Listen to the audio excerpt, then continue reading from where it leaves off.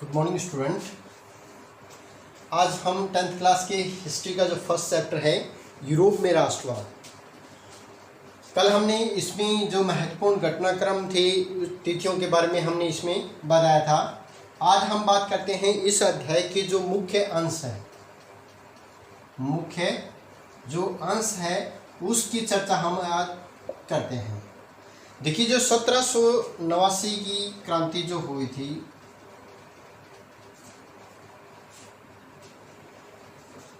जिसे फ्रांस की क्रांति बोला गया था, इसमें सबसे उभर कर आया था वो था राष्ट्रवाद। यानी जो राष्ट्र का जो मुद्दा था वो प्रमुख रूप से उभरा था।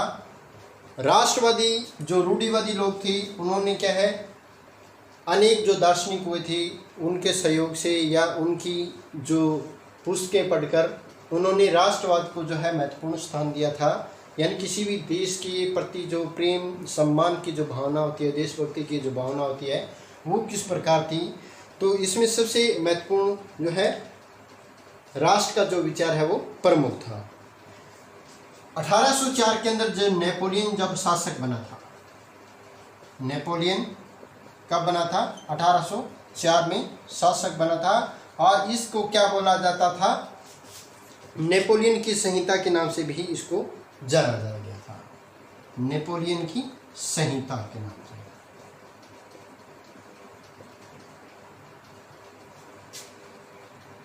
अब नेपोलियन की जो संहिता थी यानी 1804 में नेपोलियन जब शासक बना था उसने काफ़ी जो है समाज के लिए जो है सुधार किए थे। एक तो उसने जो कर की जो एक समान व्यवस्था जो है वो लागू की थी, कर की एक समान व्यवस्था, यानी सभी जगह जो कर है या समान राष्ट्र की व्यवस्था क्या है इसने की थी। और इस संहिता ने कानून के जो सम्मुख है वो समानता और जो संपत्ति का जो अधिकार है उसको क्या है उसने सुरक्षित बनाया था। संपत्ति के अधिकार को क्या है नेपोलियन ने सुरक्षित बनाया था। अधिकार यूरोप के अंदर जब राष्ट्रवाद का उदय हुआ था उस समय क्या था, जो सबसे जो प्रभुत्वशाली या जो सबसे प्रभावशाली जो वर्ग था उसमें कौन सा वर्ग था? वो था कुलीन वर्ग, जिसमें सामंत के जो व्यवस्था के जो लोग थे या जो पादरी लोग थे, इसके साथ साथ जो बड़े लोग थे वो किस में आ गए थे?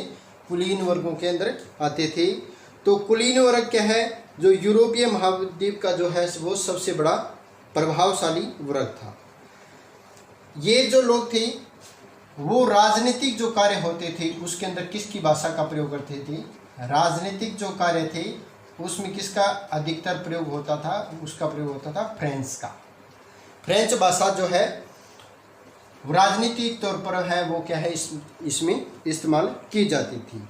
तो और संख्या के हिसाब से जो कुलीन वर्ग है वो क्या था? सबसे जो छोटा वर्ग माना गया था। संख्या के हिसाब से जो कुलीन वर्ग है वो क्या है? सबसे छोटा वर्ग था। इसके साथ साथ जो औद्योगिकरण की जो प्रक्रिया हुई थी,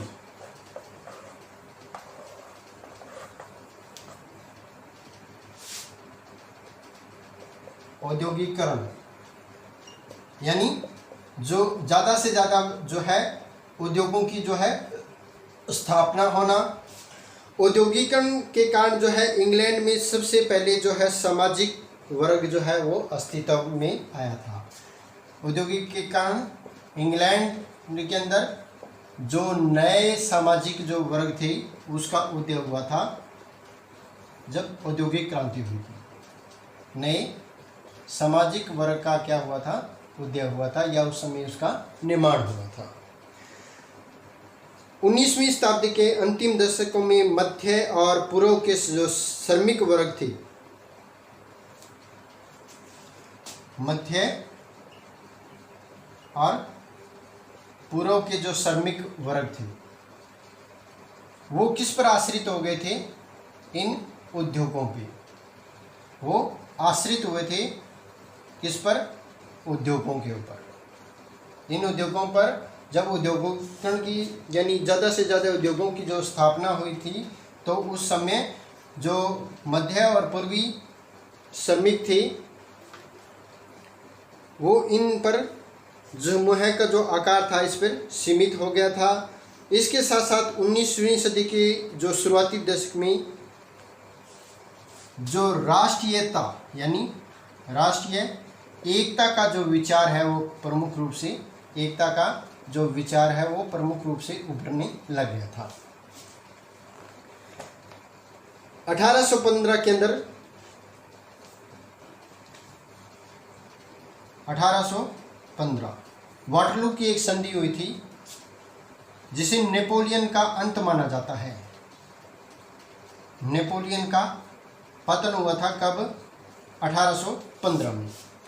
इसका कारण क्या था? जब नेपोलियन 1804 के अंदर फ्रांस का जब शासक बना था उस समय उसकी प्रति जो लोगों की जो भावना थी वो क्या है, बड़ी ही अच्छी थी।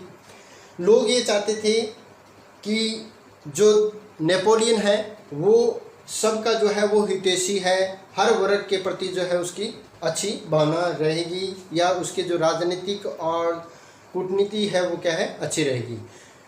शुरू के अंदर तो क्या है, जो नेपोलियन ने बहुत ही अच्छे कार्य किए, कई प्रकार की जो शासन व्यवस्थाओं का उन्होंने जो लागू की थी, एक समान जैसे व्यवस्था थी, संपत्ति का जो अधिकार है उसने जो है वो लागू किया था। तो इसके पक्ष में जो है बहुत से जो राष्ट्रवादी जो नेता थे वो पक्ष में नहीं थे।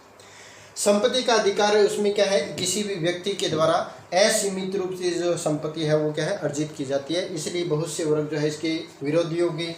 इसके साथ साथ जो नेपोलियन के जो मंत्रिमंडल था उसके लोगों ने क्या है, जनता पर क्या है, अत्याचार करना शुरू कर दिया था। तो इस प्रकार 1815 के अंदर जो वाटरलू की संधि हुई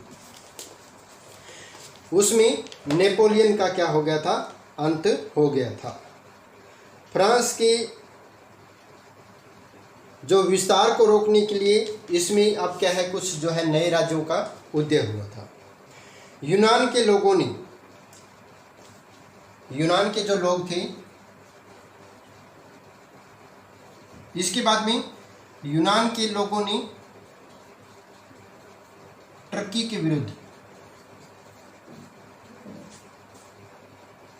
यूनान के लोगों ने टर्की के जो विरुद्ध क्या है, विद्रोह कर दिया। और जो इस विद्रोह का जो संचालन किया था वो किया था मालडेविया के राजकुमार हैप्सी लांटी ने। मालडेविया के जो राजकुमार थे हैप्सी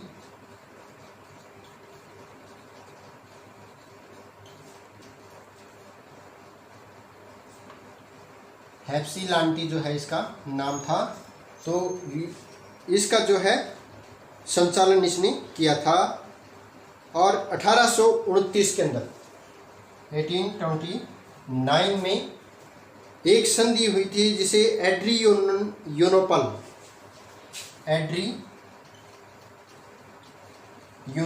की संधि बोला जाता है। एड्रियोनोपल की संधि ये कब हुई थी? 1829 के अंदर।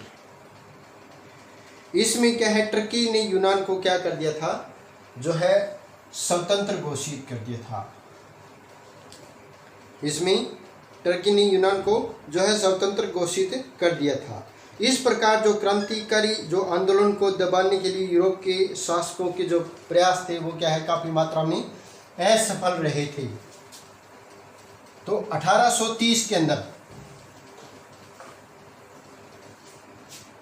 क्या था, 1830 में अनेक देशों के अंदर जो है क्रांति का जो बिगुल है वो बज गया था। 1830 में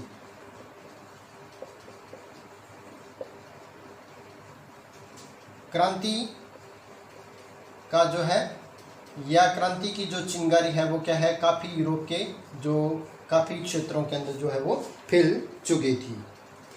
अब इसमें क्या है, फ्रांस का जो राजा था वो भागकर कहाँ चला गया था, वो इंग्लैंड पहुंच गया था।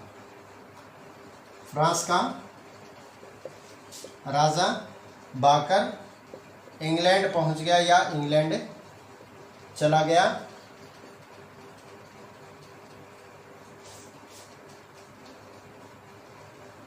तब जो फ्रांस का जो शासन है वो किसके हाथ में आ गया था, उस समय जो लुई फिलिप था, लुई फिलिप के हाथों में जो फ्रांस का जो है 1830 के अंदर शासन व्यवस्था उसने संभाली थी। और उसने जो जनता के अनुसार, लुई फिलिप ने जनता के अनुसार जो है शासन चलाने की घोषणा की थी। जनता के अनुसार जो शासन है वो चलाने की उसने घोषणा की थी और काफ़ी मात्रा में इसने प्रयास भी किए थे। हॉलैंड से आज़ादी पाने के लिए जो बेल्जियम था, बेल्जियम ने क्या है, क्योंकि उस समय क्या थी, जो एक राष्ट्र का या छोटे छोटे जो राज्य थे उसका एक दूसरे राज्य पर क्या था, अधिकार था। तो यहाँ पर जो हॉलैंड से जो है आज़ादी पाने के लिए जो बेल्जियम ने क्या है, हॉलैंड का विद्रोह कर दिया था। हॉलैंड का विद्रोह या ये इसके लिए विरुद्ध हो गए थे। इटली और जर्मनी जो कई राज्यों और पोलैंड में भी क्या है इसके साथ साथ विद्रोह हुए थे। अधिकांश जो विद्रोह थे उसको जो है दबा दिया गया। फिर भी दो नए राष्ट्र जिनको मान्यता मिल गई थी उसमें था 1830 में यूनान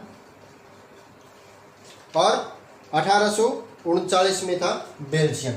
बेल्जियम को कब मान्यता मिली थी, जो पूर्णतः स्वतंत्र हुए थे 1839 में। बेल्जियम 1839 में स्वतंत्र हुआ था और यूनान 1830 के अंदर उनको जो है स्वतंत्रता मिल गई थी। अब 1848 के अंदर यूरोप में लगभग जो सभी देशों के अंदर जो है वो क्रांति शुरू हो गई थी। 1848 यानी 1848 में यूरोप के अधिकांश देशों के अंदर जो है वो क्रांति शुरू हो गई थी 1848 में।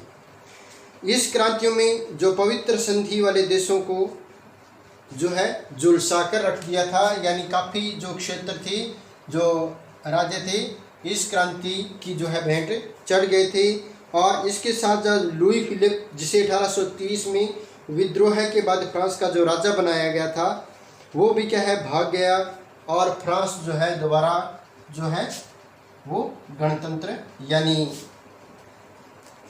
गणतंत्रवादी बन गया था।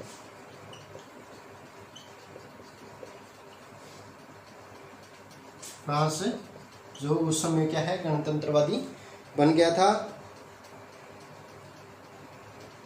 तो ये थी 1848 और 1830 जिसमें यूरोप और जो यूनान और जो बेल्जियम थे वो पूर्णतः जो है स्वतंत्र हुए थे। इसके बाद में हम चर्चा करेंगे जो इटली का महान जो क्रांतिकारी था जिसे गैरिबोल्डी के नाम से जाना जाता है।